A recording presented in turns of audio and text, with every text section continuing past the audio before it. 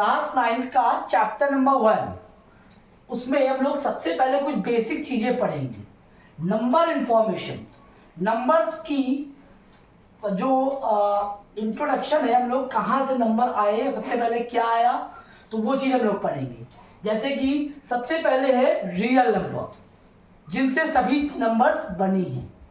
Real number में दो number आते हैं, एक रैशनल नंबर, दूसरा इरैशनल नंबर। रैशनल नंबर में हम दो चीज पढ़ेंगे, एक इंटीजर्स और दूसरा non integers.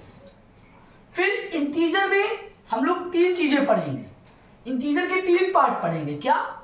Positive integer, negative integer and zero integer. मैं फिर से रिपीट कर रहा हूं इसको।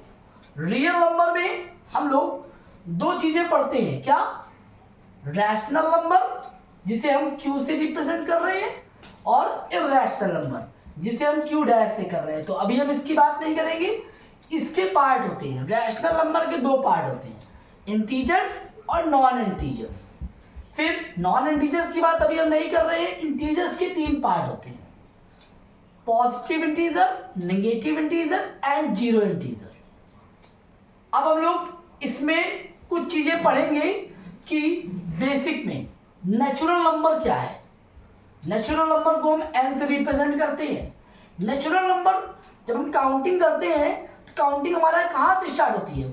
हम लोग काउंटिंग करते हैं 1 2 3 4 ऐसे तो करते हैं, ठीक है? तो वो हमारी नेचर से निकली है, बाय नेचर, मतलब नेचर से जो आ रही है काउंटिंग, मतलब 1 2 3 4 5 डैश डैश डैश। तो ये हुआ नेचुरल नंबर। होल नंबर क्या हुआ?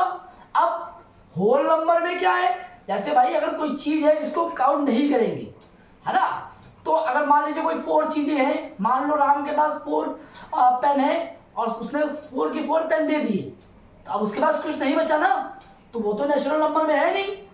तो जो कुछ नहीं बचा वो हुआ जीरो। तो जीरो से जब स्टार्ट करेंगे काउंटिंग तो वो कहलाएगी होल नंबर, जिसे हम डब्ल्यू कहेंगे, डब्ल्यू से रिप्रेजेंट करेंगे। नेक्स्ट है हमारा इंटीजर। इंटीजर्स में इसे हम आई से रिप्रेजेंट करते हैं। इंटीजर में मैंने बताया ना, तीन इंटीजर होते हैं, एक पॉजिटिव, एक नेगेटिव, एक जीरो। तो पॉजिटिव में हमारे जो आते हैं वो नेचुरल नंबर आ जाते हैं, ठीक है? और जब हम जीरो ऐड कर देंगे तो ये हमारा जीरो इंटीजर हो जाएगा। फिर हमारा नेगेटिव इंटीजर आता है, मतलब नेगेटिव, -1 -2 -3 -4 डैश डैश डैश। इस तरह से ये बढ़ते रहते हैं। पहले नेगेटिव इंटीजर, फिर zero integer, then positive integer. Integers हमारे जिसे हम आई से रिप्रेजेंट करते हैं वो ये होते हैं। देन लास्ट में आता है रैशनल नंबर। रैशनल नंबर जिसे हम क्यू से रिप्रेजेंट कर रहे हैं, उसकी डेफिनेशन क्या होती है? P अपॉन क्यू के फॉर्म में। जब हम दो इंटीजर्स को P अपॉन क्यू के फॉर्म में लिखेंगे और क्यू हमारा जो डिनोमिनेटर है वो जीरो नहीं हो सकता, वो जीरो हो जाएगा तो क्या हो जाएगा? अगर वो जीरो हो जाएगा तो वो इनफाइनाइट नंबर हो जाएगा, ठीक है? तो या नॉट डिफाइंड हो जाएगा। तो P अपॉन क्यू के फॉर्म में जब हम नंबर लिखेंगे तो वो हमारे रैशनल नंबर होंगे, उसमें Q जीरो नहीं हो सकता, Q can not be zero. And P और Q होता क्या है? वो एक इंटीजर होता है। भाई अगर हम किसी को लिखेंगे तो 3/4, 3 भी इंटीजर, 4 भी इंटीजर। आप कहोगे सर -1/4, तो माइनस भी तो इंटीजर है ना, नेगेटिव, एंड 4 भी तो इंटीजर है।